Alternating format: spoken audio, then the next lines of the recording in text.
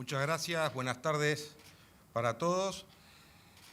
Cuando en el año 2020 el gobierno asumió esta administración,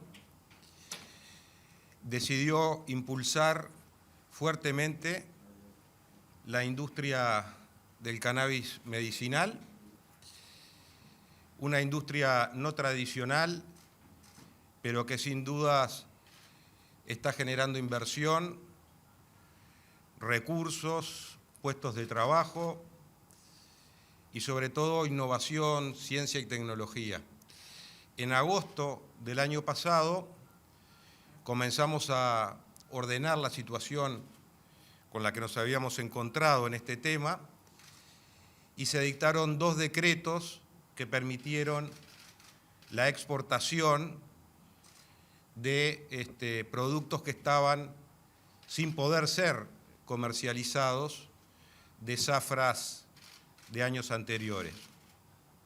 En ese entonces nos comprometimos con el sector privado, con el Ministerio de Salud Pública, la Junta Nacional de Drogas, como política pública de compromiso en reformar el decreto 046, el decreto fundamental que es el reglamentario de la ley principal del cannabis.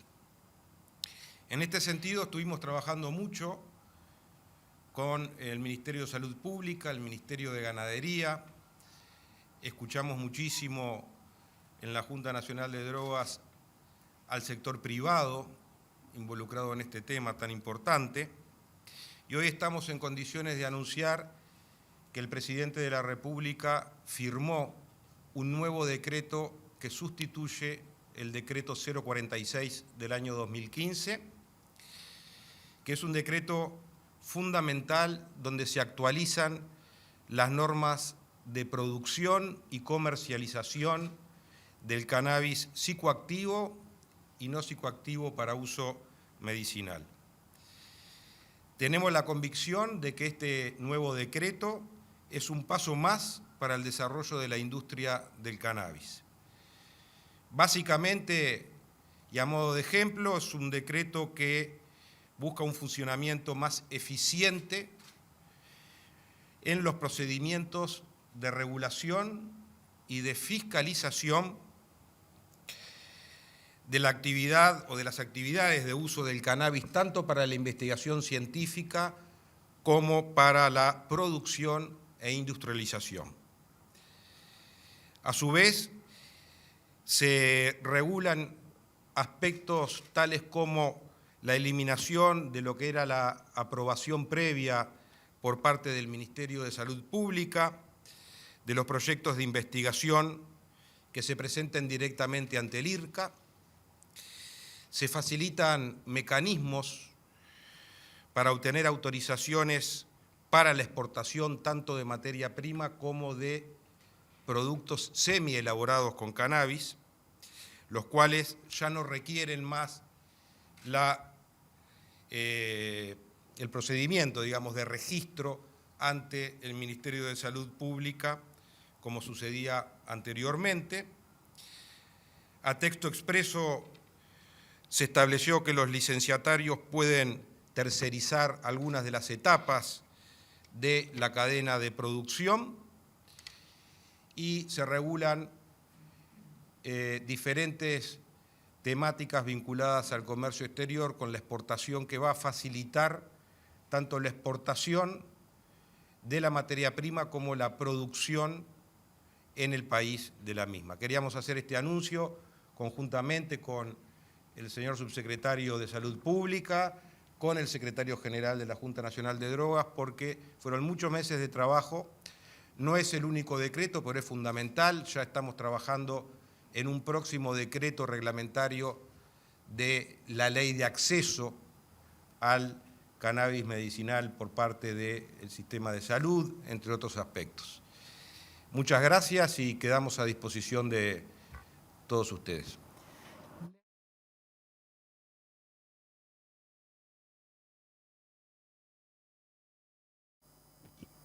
Buenas tardes. Daniel Rodríguez de Subrayado, Canal 10.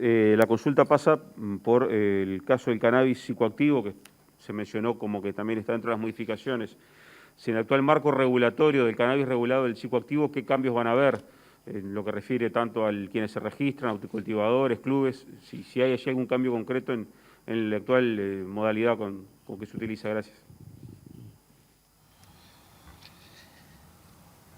Cuando nosotros nos referimos en este decreto a cannabis psicoactivo, siempre nos estamos refiriendo a cannabis psicoactivo de uso medicinal, no al cannabis psicoactivo recreativo, que eso tiene una regulación diferente y una regulación más estricta vinculado con el tema del control también de las adicciones.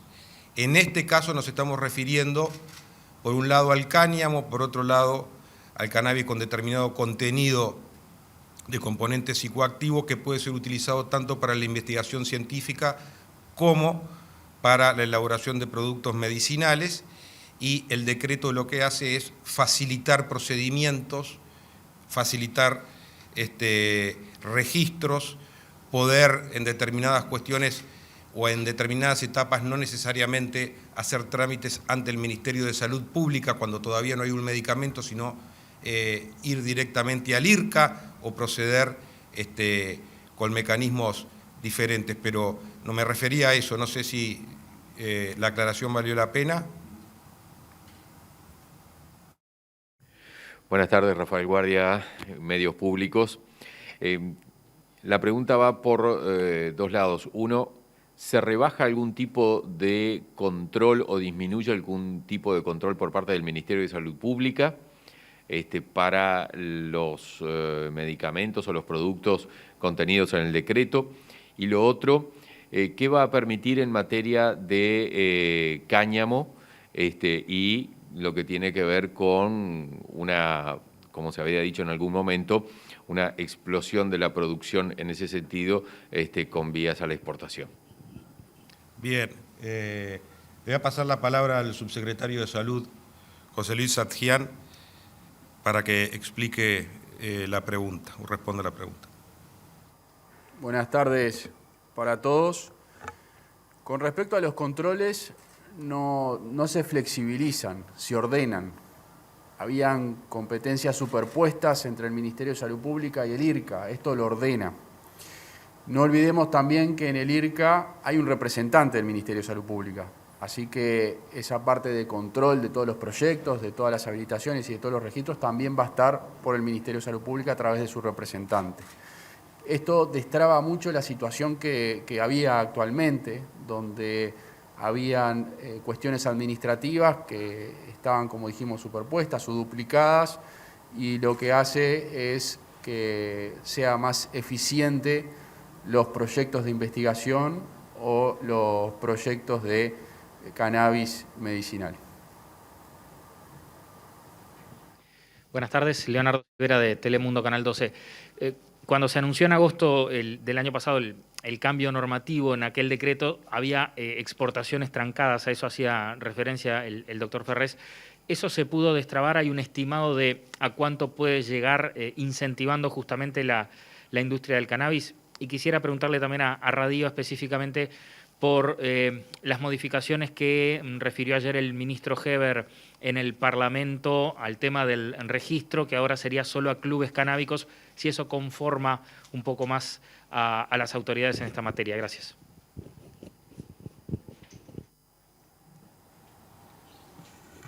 Sí, gracias.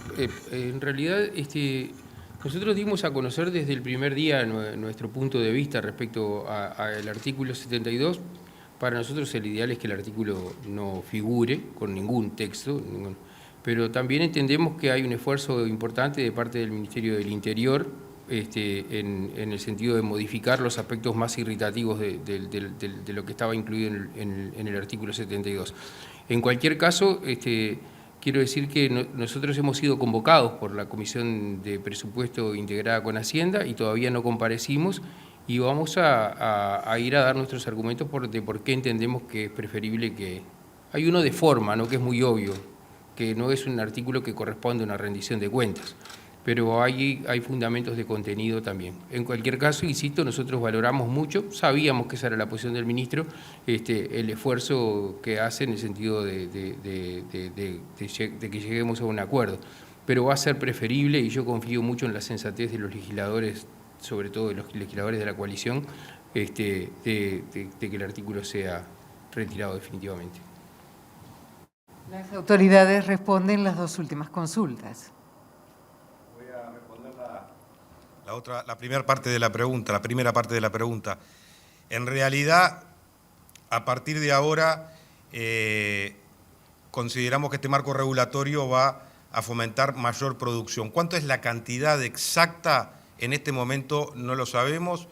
El IRCA está haciendo un relevamiento al Ministerio de Ganadería en materia de cáñamo sobre lo que se ha producido en 2020 y lo que viene de producción de 2021. Sí es cierto que los dos decretos que sacamos, que el gobierno emitió en el mes de agosto de 2020, tenían que ver con destrabar de alguna forma aquellos stocks que, si mal no recuerdo, venían desde el año 2017 o 2018, que necesitaban terminar de exportarse porque estaban acopiados, guardados, y se liberó eso. Ahora nosotros con esto partimos hacia adelante. Si resuelta la situación hacia atrás, esto es hacia adelante.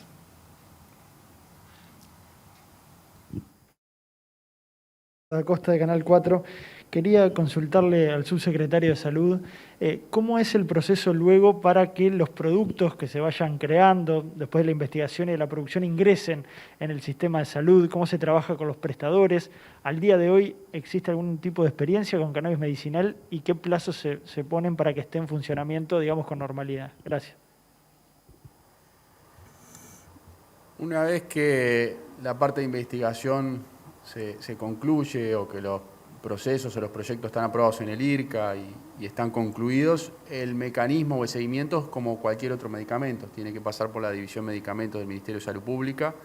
Hay dos productos que actualmente se comercializan, que están disponibles, y como decíamos, el proceso es igual a cualquier otro medicamento, tiene que probar eficacia y seguridad y tiene que sí cumplir con el resto de los requisitos de fármacos que estén a disposición de la población. Y luego sí se evalúa si se ingresa en el FTM o en el PIAS para que quede dispuesto para que los prestadores lo otorguen a cada paciente.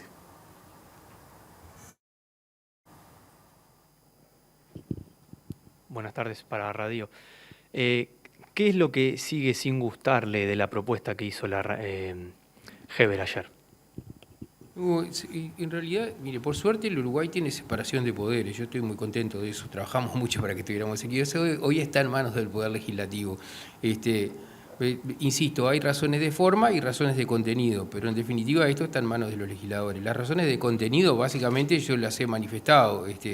Hay que proteger la identidad de los usuarios y entonces me parece, primero, hoy no hay trabas legales, jurídicas para que nosotros demos las direcciones de los clubes canábicos al Ministerio del Interior. Nosotros lo veníamos conversando con el señor ministro Heber hasta la irrupción de este artículo que funcionó como una espina irritativa, y en realidad no tengo una razón de principios por la que no tenga que otorgar las direcciones. Lo que sí tenemos que garantizar es proteger la identidad de los usuarios, que es lo que está garantizado por la ley.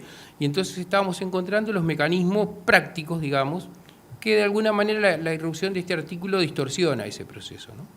Y me parece que porque parte de una mirada prejuiciosa del tema, básicamente.